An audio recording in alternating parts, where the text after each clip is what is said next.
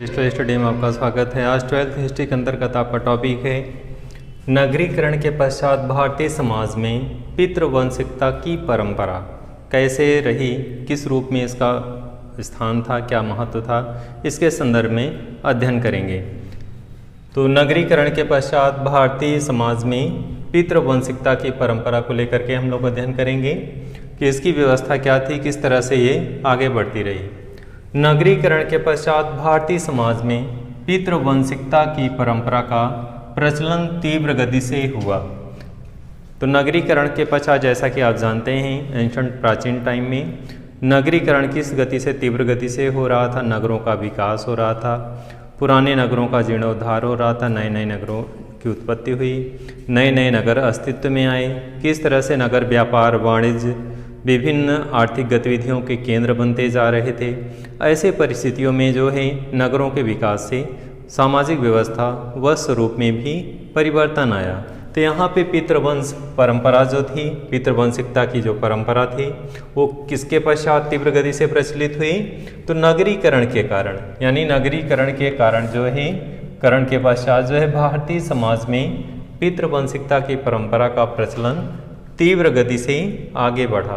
तो यहाँ पे स्पष्ट इसको करना चाहेंगे कि पितृवंशिकता की जो परंपरा थी, कैसे पिता के बाद पुत्र जो है उत्तरदायित्व लेता था, उस परिवार को संभालता था, अपने उत्तरदायित्वों का निर्वहन करता था। चूँकि ये विशिष्ट परिवारों में था, बड़े परिवारों में जो धनी वर्ग थे या राजघराने से जुड़े हुए थे, तो ऐसे परिवार में जो है पितृवंशिकता की परंपरा का प्रचलन तीव्र गति से आगे बढ़ा। यानी पिता के बाद जो है उसका पुत्र जो है आगे क्रम को संभाला, उसके उत्तरदायित्वों का निर्वहन किया। तो ये परंपरा जो है किसके पश्चात आगे तीव्र गति से प्रचलित हुई? नगरीकरण के पश्चात।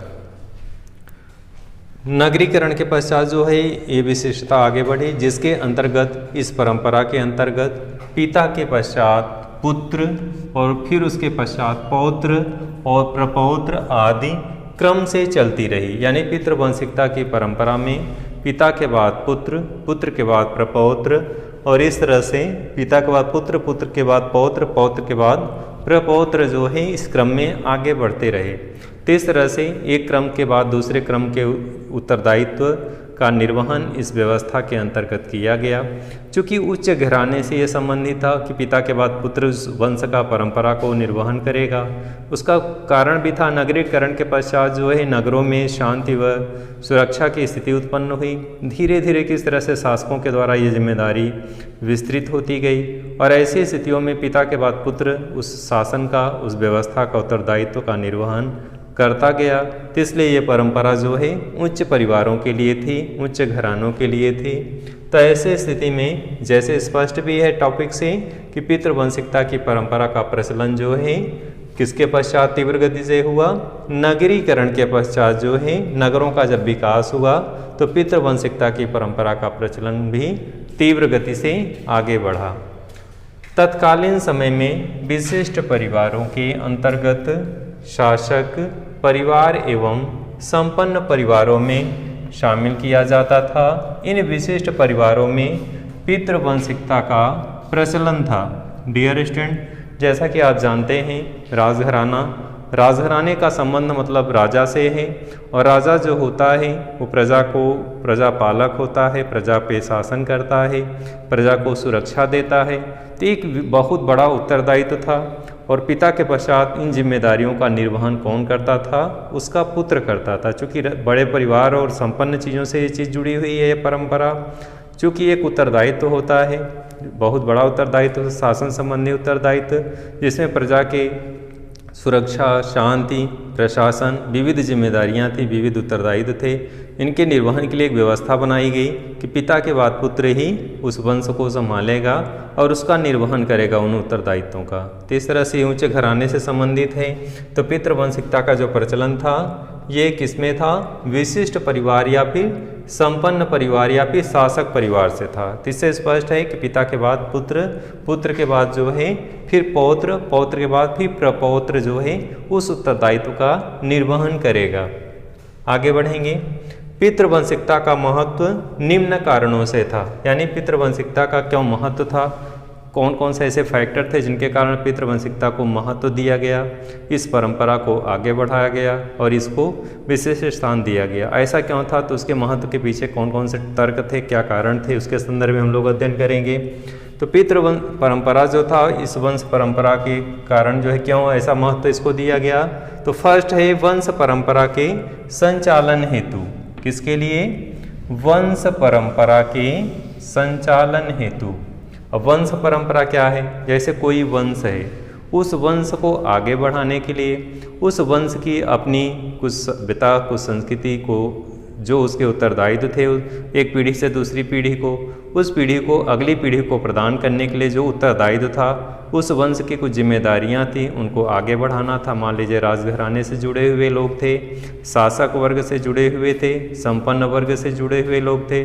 उस घराने की जो व्यवस्था थी उसको आगे बढ़ाने के लिए ये व्यवस्था का प्रचलन हुआ। तो इसका कारण क्या था कि वंश को आगे बढ़ाने के लिए, वंश की जो परंपरा है उसी को संचालन करने के लिए ये व्यवस्था दी गई थी। ऋग्वेद में पितृवंशिकता का उल्लेख मिलता है। जैसा कि आप जानते हैं, वेदों में ऋग्वेद सबसे प्राचीन ग्रंथ है। वेदों में बहुत सारी चीज़ें पितृ से संबंधित, हमारे भारतीय संस्कृति, हमारी प्राचीनतम जो संस्कृति है उसके संदर्भ में विस्तृत जानकारी प्रदान करता है। वैदिक ग्रंथ ऋग्वेद जो है सबसे प्राचीन वेद है। तो इसमें क्या उल्लेख मिलता है? पितृवंशिकता का उल्लेख मिलता है मंत्रों के द्वारा, यानी ऋग्वेद में मंत्रों के द्वारा पितृवंशिकता का उल्लेख किया गया है। इस परंपरा को सुचारू रूप से संचालित करने के लिए पितृवंशिकता को प्रस्तुत किया गया, यानी ऋग्वेद में पितृवंशिकता का उल्लेख किया गया कि वंश परंपरा को किस तरह से आगे ले जाएगा पिता के बाद पुत्र। इसके संदर्भ में, इसके संचालन के संदर्भ में, इसके विषय में पितृवंशिकता का क्या किया गया है? उल्लेख किया गया है। इसी के क्रम में धर्मसूत्र हैं। धर्मसूत्रों में भी उल्लेख किया गया है कि पुत्र को ही वंश चलाने वाला माना गया है। तो एक विशिष्ट मान्यता थी इस टाइम की, और इन रचनाओं में, धर्मसूत्रों में भी पितृवंशिकता के विषय में उल्लेख किया गया है कि पिता के बाद पुत्र जो है उस वंश को, परंपरा को आगे बढ़ाएगा। तो इस तरह से यहाँ पे भी वंश परंपरा को चलाने वाला किसको माना गया है? पुत्र को माना गया है।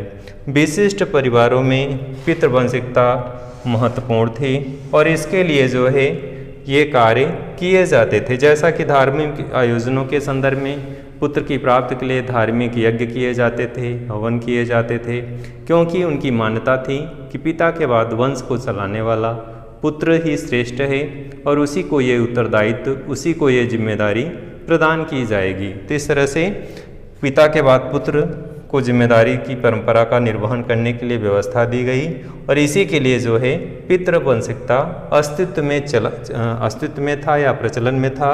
वंश परंपरा के संचालन के लिए पितृवंशिकता अस्तित्व में थी उस टाइम में। अगला है उत्तराधिकार से उत्तराधिकार संबंधी विवाद से बचाव हेतु। तो यहाँ पे भी दो तर्क दिया गया है कि वंश परंपरा को आगे बढ़ाने के लिए पितृवंशिकता का प्रचलन था विशिष्ट परिवारों में, संपन्न परिवारों में, राजघराने में। चूँकि बहुत बड़ा एक विशाल शासक साम्राज्य का मालिक होता था, बहुत सारे निर्वहन होते थे, उस वंश की कुछ अपनी परंपराएं थी, कुछ विशिष्टताएं थी, उन्हीं को अपनी जिम्मेदारियों, अपने कर्तव्यों के बल पर उसको आगे बढ़ाना था उस वंश की परंपरा को। इसलिए जो है पितृवंशिकता की परंपरा का प्रचलन था। आगे बढ़ेंगे। दूसरा तर्क जो दिया गया है पितृवंशिकता क्यों महत्वपूर्ण है, तो दूसरा तर्क क्या है? उत्तराधिकार संबंधी बचाव हेतु।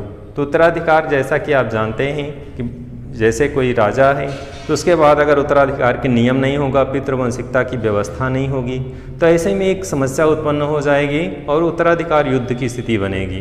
क्योंकि पिता के बाद कौन उत्तराधिकारी बनेगा जब स्पष्ट नहीं रहेगा, तो ऐसे में वहाँ पे विवाद की स्थिति बनेगी, संघर्ष की स्थिति बनेगी और वो उस परिवार के लिए भी नुकसानदेह होगी और उस राजघराने के लिए और उस संपूर्ण साम्राज्य के लिए जिसका प्रतिनिधित्व वहाँ का शासक करता था, वहाँ का राजा करता था। तो ऐसी स्थितियों में पितृवंशिकता से क्या बचाया जा सकता था? क्योंकि इसमें उल्लेख किया गया है कि विशिष्ट परिवारों में पिता की मृत्यु के पश्चात उसके संसाधनों पर पुत्र का अधिकार होता था। तो इस कारण जो है पितृवंशिकता इसलिए महत्वपूर्ण थी कि एक विशाल साम्राज्य को छोड़ करके अगर पिता की मृत्यु हो जाती है तो उसको चलाने वाला कौन होगा, उसका पुत्र होगा। अगर ये व्यवस्था ना होती तो ऐसे स्थिति में उत्तराधिकार युद्ध की स्थिति बनती और संघर्ष और विवादों का दौर चलता। तो ऐसी समस्याओं को दूर करने के लिए पितृवंशिकता की परंपरा को अस्तित्व में लाया गया या प्रचलन में था। इसका इस कारण से भी महत्व है। डियर स्टूडेंट, आज के इस वीडियो में आपने अध्ययन किया कि नगरीकरण के पश्चात भारतीय समाज में पितृवंशिकता की परंपरा का प्रचलन क्यों था, उसकी क्यों आवश्यकता थी, उसका क्यों महत्व था। तो जैसा कि आप दोनों तर्कों के माध्यम से आपने स्पष्ट कर लिया कि पितृवंशिकता यानी वंश की परंपरा को आगे बढ़ाने के लिए पितृवंशिकता का प्रचलन था, इसलिए बहुत महत्व था इस टाइम में कि पिता के बाद उसके परंपरा को, उसकी व्यवस्था को आगे कौन संचालित करेगा, उसका पुत्र करेगा। तो इस तरह से उच्च घराने में पितृवंशिकता की जो परंपरा थी इस रूप में महत्वपूर्ण थी। दूसरा जो तर्क दिया गया है उत्तराधिकार संबंधी विवाद को बचाव हेतु। जैसा कि आप जानते हैं राज परिवार, संपन्न लोग, उच्च घराने के लोग विरासत में बहुत कुछ छोड़ के जाते हैं। ऐसी स्थिति में पिता के बाद अगर उत्तराधिकार के नियम नहीं होंगे, पितृवंशिकता की परंपरा नहीं होगी तो उत्तराधिकार की संघर्ष की स्थिति बनेगी। लेकिन अगर पितृवंशिकता की व्यवस्था ये प्रचलन में थी तो ऐसी स्थिति में उत्तराधिकार की संघर्ष की स्थिति अपने आप ही समाप्त हो जाएगी। तो इस तरह से पितृवंशिकता का महत्व इस रूप में भी था। तो ये दो तर्क दिए गए जिसके कारण पितृवंशिकता का महत्व है। डियर स्टूडेंट, बोर्ड एग्जाम में ये क्वेश्चन महत्वपूर्ण है। इस तरह से क्वेश्चन आते हैं कि नगरीकरण के पश्चात पितृवंशिकता के विषय में आप क्या जानते हैं, इसका क्या महत्व है। तो आप स्पष्ट रूप से पहले इसको स्पष्ट व्याख्या कर दीजिए कि पितृवंशिकता है क्या, कि किसी पिता के बाद कौन उस परिवार का वंश को चलाएगा। तो पिता के बाद पुत्र, पुत्र के बाद पौत्र, पौत्र के बाद प्रपौत्र उस वंश को चलाएगा, उस परंपरा को आगे ले जाएगा। एकदम सरल शब्दों में इसको स्पष्ट कर देंगे, व्याख्या कर देंगे और फिर अगली कड़ी में बता देंगे कि पितृवंशिकता जो है नगरीकरण के समय क्यों महत्वपूर्ण थी। तो इन दोनों तर्कों के माध्यम से, इन दोनों तथ्यों के माध्यम से आप स्पष्ट करेंगे कि वंश परंपरा को आगे बढ़ाने के लिए पितृवंशिकता का उस टाइम में प्रचलन बहुत महत्वपूर्ण था, क्योंकि वंश परंपरा को पिता के बाद पुत्र चलाएगा। तो इस तरह से इस जिम्मेदारियों को निर्वहन करने के लिए ये व्यवस्था का महत्व था। दूसरा तर्क क्या दिया गया कि पिता अपने विरासत में बहुत सारी चीज़ों को छोड़ करके जाता है और उसका उत्तराधिकारी जो है उसका भोग करता है। तो ऐसी स्थिति में पितृवंशिकता की व्यवस्था अगर रहेगी तो उत्तराधिकार का संघर्ष नहीं होगा। लेकिन अगर ये व्यवस्था नहीं होगी तो उत्तराधिकार के लिए क्या होगा, संघर्ष होगा। तो इसलिए इस रूप में भी पितृवंशिकता का महत्व है। डियर स्टूडेंट, इस विषय वस्तु को यहीं समाप्त करते हैं। फिर से नए विषय वस्तु के साथ प्रस्तुत होंगे। धन्यवाद।